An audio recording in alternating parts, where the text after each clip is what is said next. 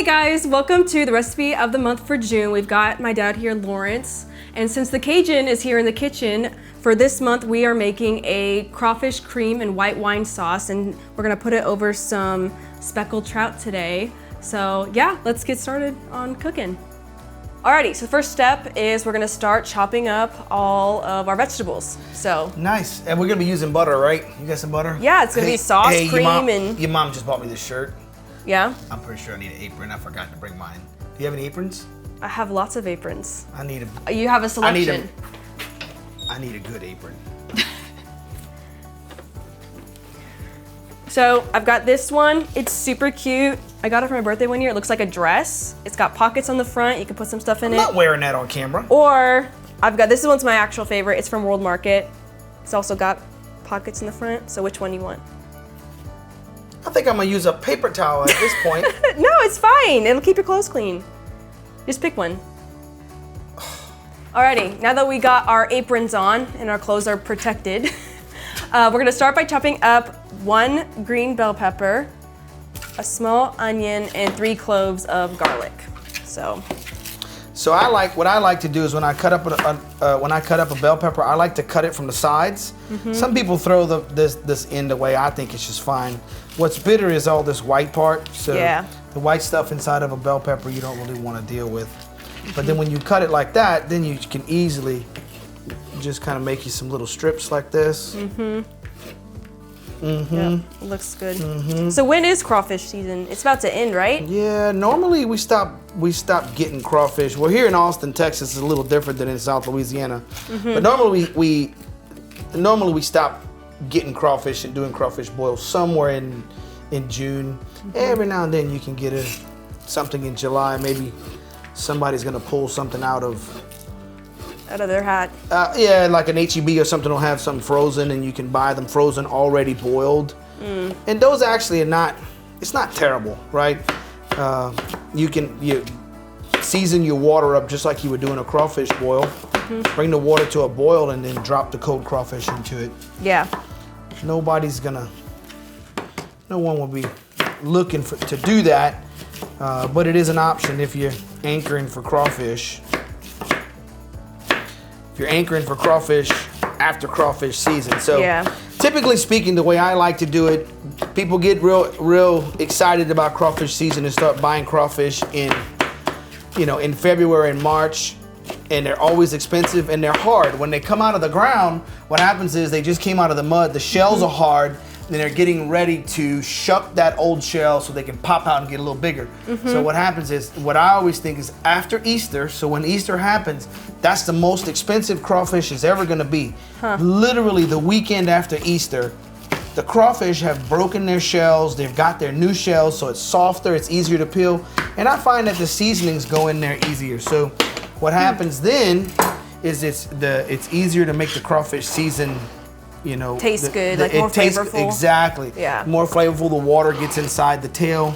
A lot of times people make crawfish boiling seem like rocket science, but it's really not. If the water tastes good, the crawfish are gonna taste good. But there is one important thing. It needs to be clean.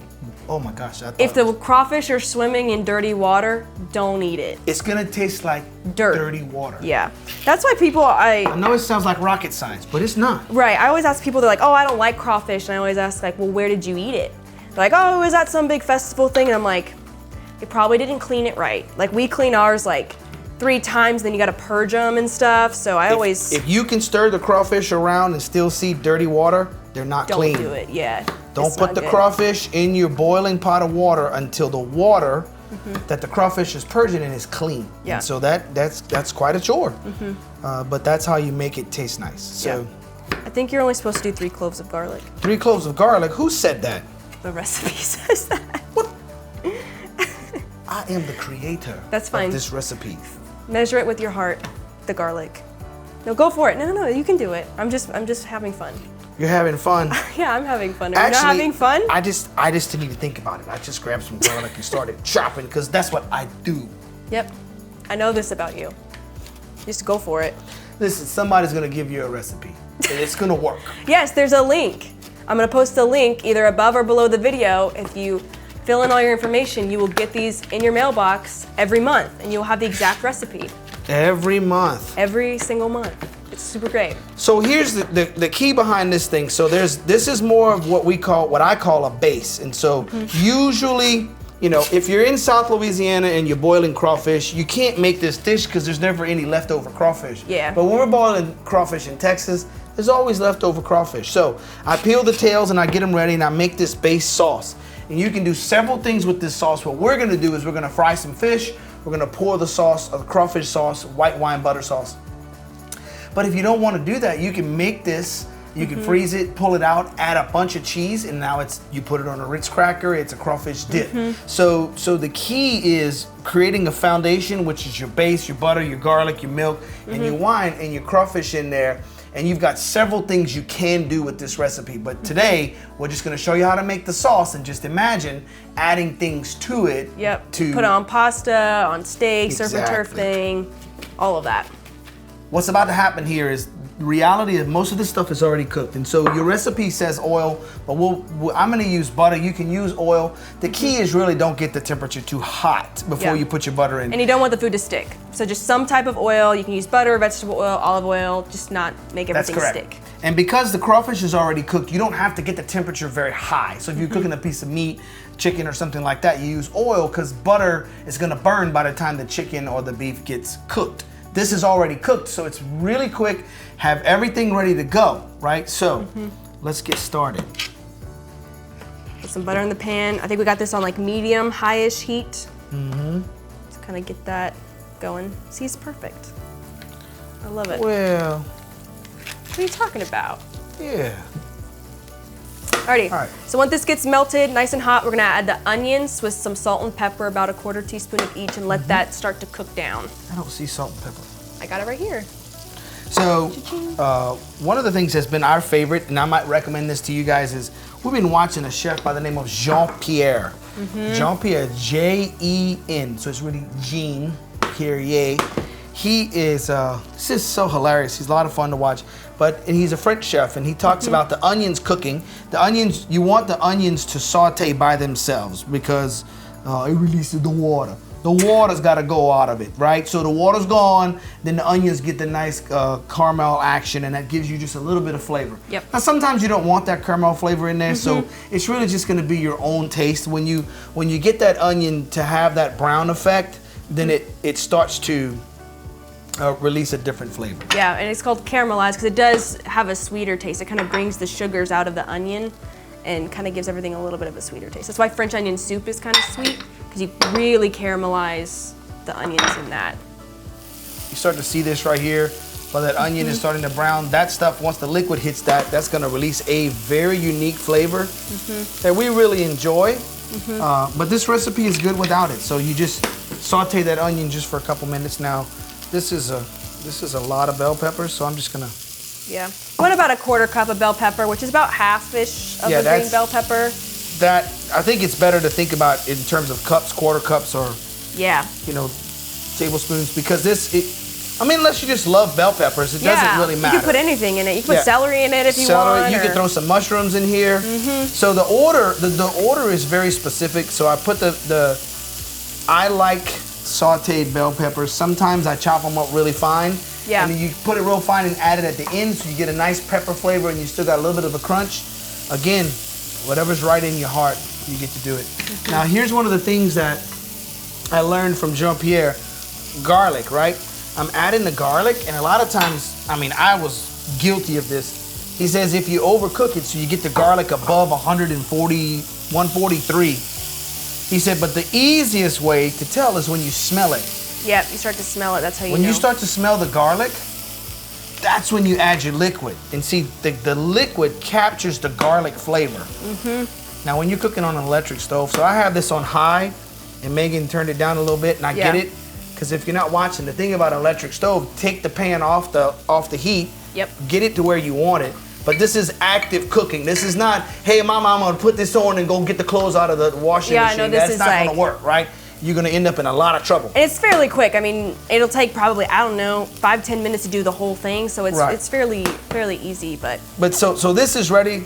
I can smell the garlic. So what I want to do is start adding some liquid. Yep. So what we've got is some Chardonnay. So we need about a cup of this, right? Measure carefully. Well, I mean, or not. It's whatever you want. Half cup. It says full cup. Full cup. Let's See, when we made it, we wrote it down, and then we know. That's why we write things down. Isn't it great? So we got that. Half a cup would work. It would work. And then we've got about half a cup and a lemon of lemon juice.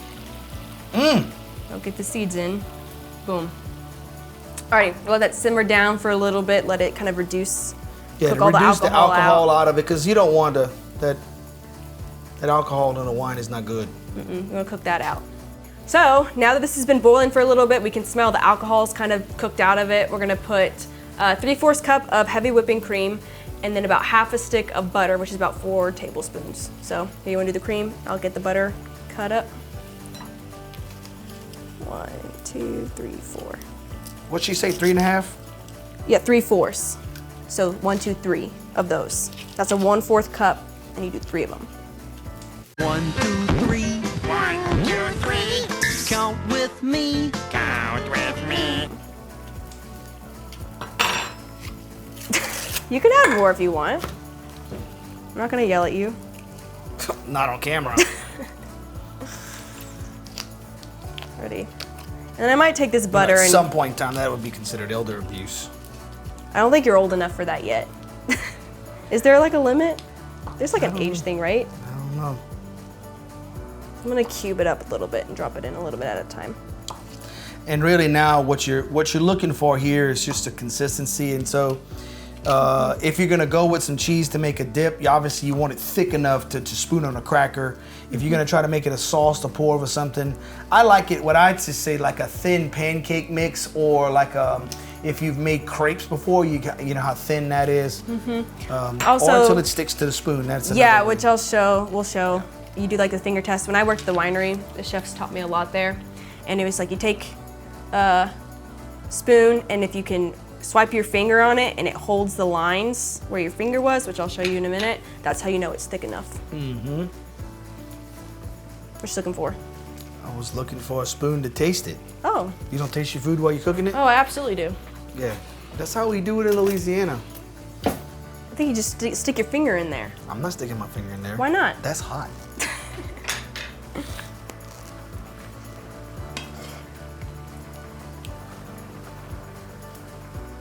Oh, that's what I'm talking about. It's good? More salt, pepper? No? Yeah, probably a little bit of, well, let's add the crawfish first. Yeah. Because your crawfish is gonna release some water too. So now we're gonna take the spoon, like this, and if I swipe my finger, oops, see how it's holding the lines there? And it's not like all bleeding together. You can still see the line there, that's how you know it's thick enough. Yep. Now, one of the things that if you're cooking on a medium fire, you don't have to move the pan like I am. I'm just used to doing that. So it's hot right now and it's got a huge boil. I'm gonna move it off to the side and I'm gonna add the crawfish, and Megan's gonna chop me up some green onions because at this point, this dish is just about done. Yep, crawfish pretty don't need much. to cook. Yep, right? they're already cooked. I'll Now, get the the cutting longer board. you cook them, the smaller the crawfish are gonna get and the more rubbery they're gonna taste. It's all a texture thing, right? Yep. So at the end of the day, you want your crawfish in here. Now, again, I'm gonna let it sit here just a minute off the fire. If you had it on a low fire, you could just let it simmer slowly.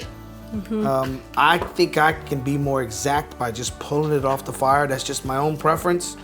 Yeah. And we used about 12 ounces of crawfish. You can buy it like at H-E-B frozen. It's in like the frozen seafood. right. Or find your local Cajun and ask politely if you can look in their freezer and take some, but I highly doubt they will. Boy, let you better be good friends because ain't nobody coming in my freezer. Maybe mow their lawn for them or something. Take them fishing. Maybe they'll give you a pack.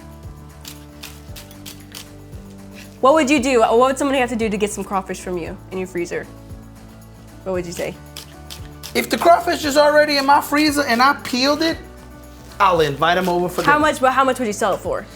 It's not for sale. Everything's got a price. Nothing, no. There's some things that don't have a price. My oysters and my crawfish. So what we did is we had it sitting here, we added the crawfish. Now that our stove is back on, We're gonna bring it to a boil one more time, let it boil heavy till I get my spoon test done. Then we're gonna add the green onions, then we're gonna turn it off, or otherwise known as onion tops. We'll turn that back off, we'll let the onion tops simmer in there and they'll sit and they'll soak a little bit and get thicker. And then we're gonna fry some fish. We're gonna put that on top of the fried fish and it's gonna be amazing. And I got about 3 green onions chopped up here. Or a quarter of a cup. Yeah. Taste it. That's super important too. Ooh, man. As you add things, That's really good. taste it. Let's get a little And bit of salt. adjust Salt. as you go. It's amazing how that works. If you taste it as you go, you kind of can get it just right. Yeah. So Instead of waiting don't- at the end and dumping it all Yeah, in. or if somebody's got a measurement that they like more salt than you do, you never know, right? Yeah, because certain people are getting older and are salt sensitive. So you have to be careful of those elderly folks in your life, because you don't want to get charged with elder abuse with the salt. COVID messed me up, man. I don't think that's a COVID thing. That was a COVID thing. I don't think so. How old are you turning this year? None of your business. I think you're getting up there a little bit. I'm still in my 40s. You're, yep. That's I'm true. gonna be in my 40s next year too. Yep, for the last time. Shut up. That's okay. Here. If you use the metal, you'll scratch up the nonstick pan. It won't be nonstick anymore. I don't buy cheap pans. You're right, this was also one of those, I just moved out by myself for the first time and they were super cheap at Home Goods. It does the job though. That's amazing. So you don't have to spend a lot of money to cook good stuff. You can use what you have. But you gotta be a good cook. That's actually probably true. Yeah. The crawfish has released a bunch of water, right? And so we're waiting for it, but you see how it's already starting to make those holes. displacing? It's not ready. It's That's too not thin. right. So you really got to let it go. Now that crawfish is just releasing a bunch of water. Now, the nice thing about that is that water is going to give it the broth, right? So you'll have a nice seafood Flavor. broth, nice flavor. You're not going to hurt it by cooking it too much, but it can stick on the sides. So again, I'm cooking it a little high. I feel the pressure of the camera, so I'm wanting to go a little faster. When you stir it around, it's releasing more water, right? Yep, get the steam Just out. get the steam out, let it keep going. Now, one of the things you can do to thicken it up, if you wanted to, you could get about a quarter of a teaspoon of cornstarch, put it in water, stick it in here, and it'll get thick. I could add a little more cream. In fact, I might do that. Yeah, go Just for it. put a little bit more cream in Could here. get some cornstarch out too. I think a lot of people don't know about that trick. Yeah, With the so- cornstarch, a little cornstarch in cold water, that's the key. Yep. Make a little slurry and then add it in, it'll thicken it up. Well, you want to make sure that the cornstarch is dissolved in the water really good, because if you put the cornstarch right in the food, it'll clump up and make little white. Clumps of cornstarch is not good. And then just it Tastes kind bad. of looks like little parasites inside your food. It's not good. Ew. I'm just saying. Look at the bubbles. Yeah, you can hear it sounds different too when it starts to bubble, you know it's getting thick. Oh yeah, babe. There we go. Okay, wanna try it again? Yep. Here we go. Ready? Mm. Yep, it's There you holding go. up. We're good. Yep.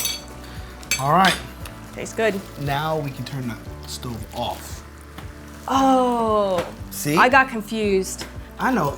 That's why your father's here to help. Thank God. Don't worry, honey. Thank you so much. It's okay. I know. But one day you'll be able to say, One day when I grow up like you, you'll be able to say, I was trained by a real Cajun. it's true. But yeah, you did, I think, teach me the most how to cook. You and everybody else in my household. Yeah, looks great. I like all the colors too. The crawfish is all red, and you've got the green in there. It's really pretty. What's kind of fun, you could have used different colored bell peppers because it's got a white creamy base. Yeah. Sometimes I'll add like some sun-dried tomatoes, chop up. I love sun-dried tomatoes. Not everybody in my family does. So now all we're gonna do is let this simmer. And what I'll do is while it's sitting, right?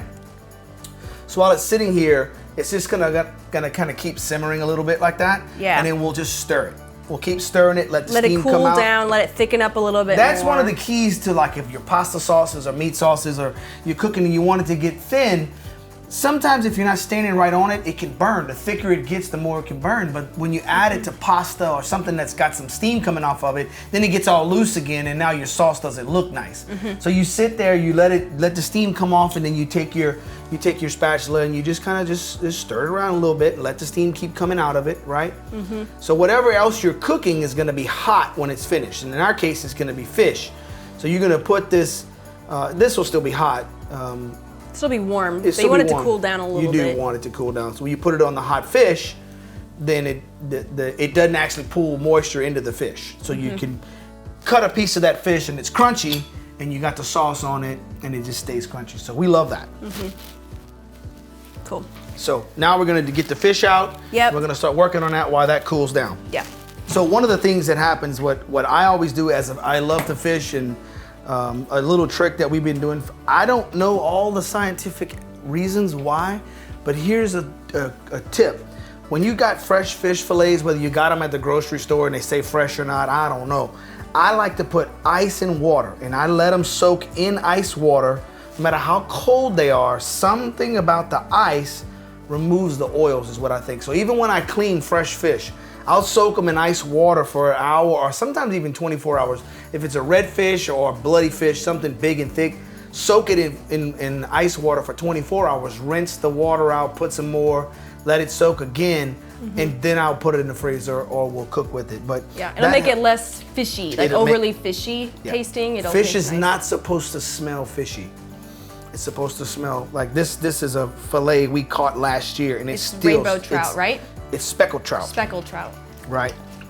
Actually, this is speckled trout from South Louisiana. Oh, nice. I just pulled it out of your freezer, so I just saw fish and just grab it. You took that out of my freezer? It's for, yeah. It's a business expense now. You can write it off on your taxes. That whole fishing trip maybe now can be a tax write-off. Oh my goodness. That's how the IRS works. So what we're gonna do is just season it up really quick, salt, pepper, some paprika, and some onion powder. We're gonna blacken it in a cast iron skillet, and we'll be done. And we like cast iron just because it's cool.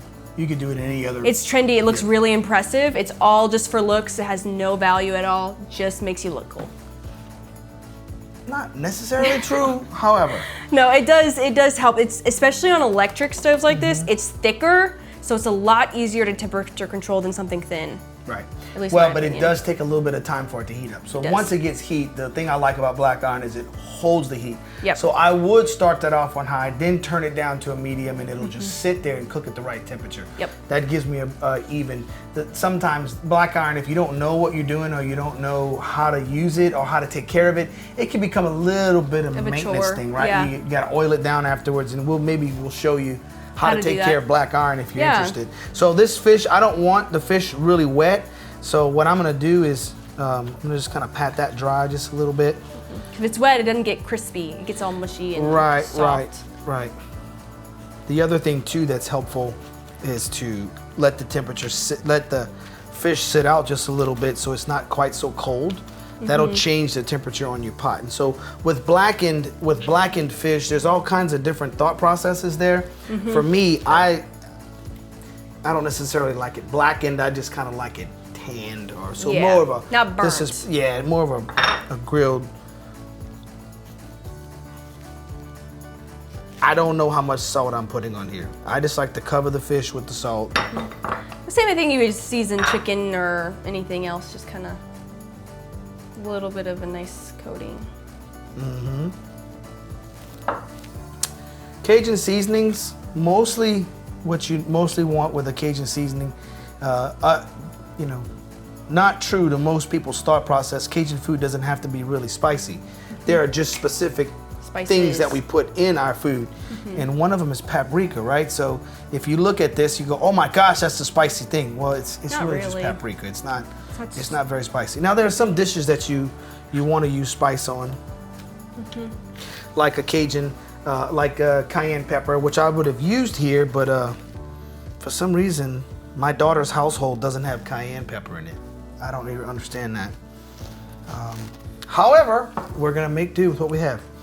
A little bit of black pepper, some paprika. It's good. It is good. But if I wanted some ancho chili pepper, she has that.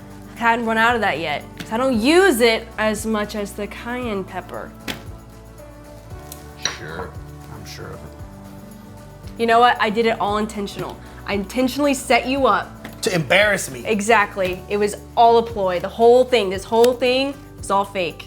It was just to embarrass you. How you gonna have a Cajun household with no cayenne pepper in it? I don't Ooh, it's understand hot. that. Yep, it's good. I love that. Starting to smoke a little bit. I love it. When you see it smoking, yeah, baby, that's ready to go. You got a spatula or something? We're gonna need a spatula. Yes, I do. Not that rubber thing. Don't put that rubber thing in that No, black it iron. will melt it. You will That's be great for the sorry. sauce because it helps it not stick, but lots of butter. Lots of butter. You don't want that pan to cool down. That's the number one thing. Beautiful.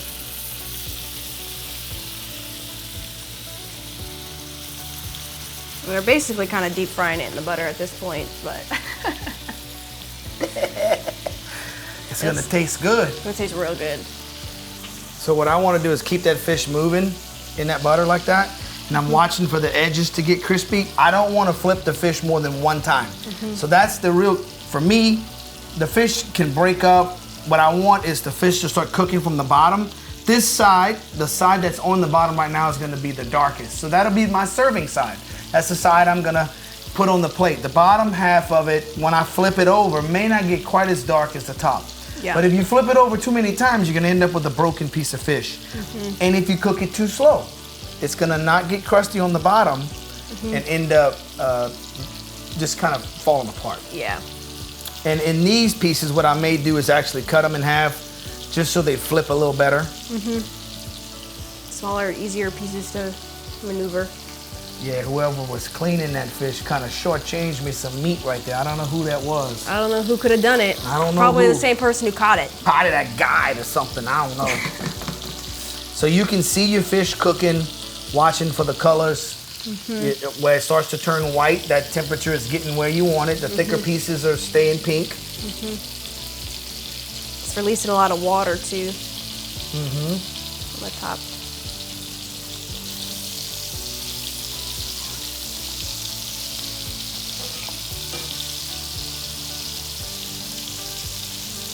Not quite there. Yeah, it's a test one. Don't worry, I'll eat that one. It's my test fish. I'll eat the We'll ugly only one. put the pretty ones on the plate. Yeah. The picture on Facebook is the one that looks the best. Not everybody gets to see when we mess up.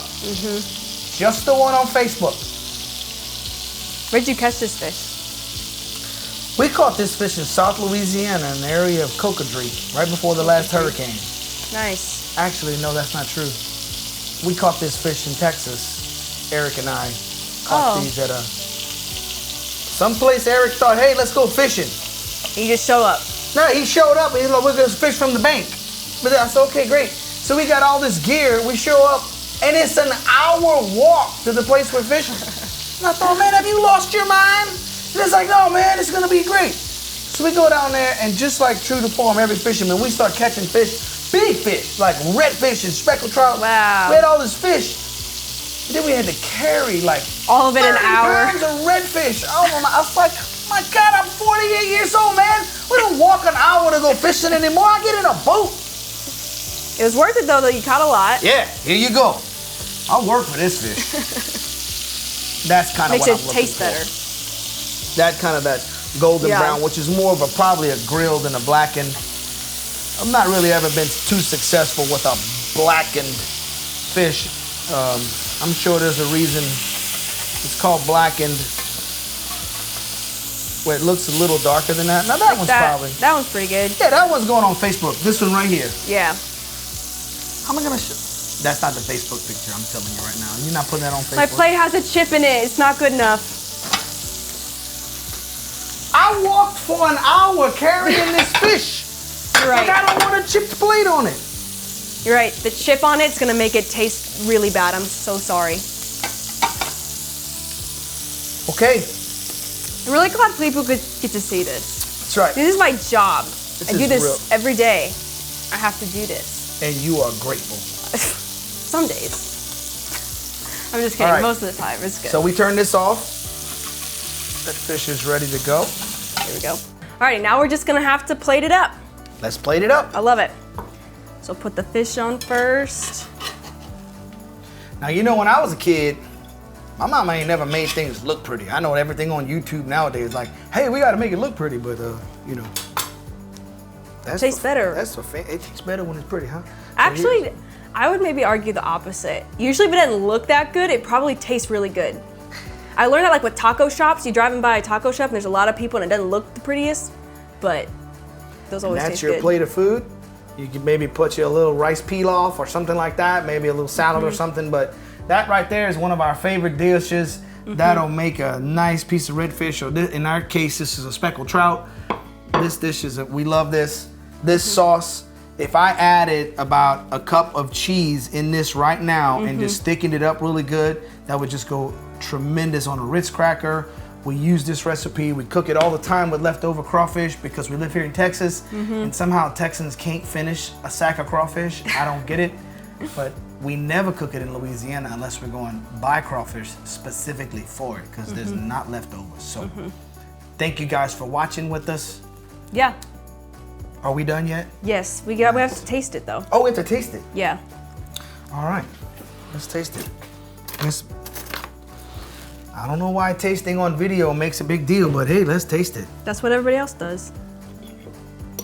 Is that what Jean-Pierre does? He tastes it? He does, and he makes these funny faces with his mouth. It's amazing. Maybe don't do that. Oh. It's really good. Very good. I love it. It's fairly healthy. I mean, it's got a lot of cream in it, but well, some fish, you know. Mine is the cream and the butter and the. It's low carb. More butter. There's no sugar. It's keto.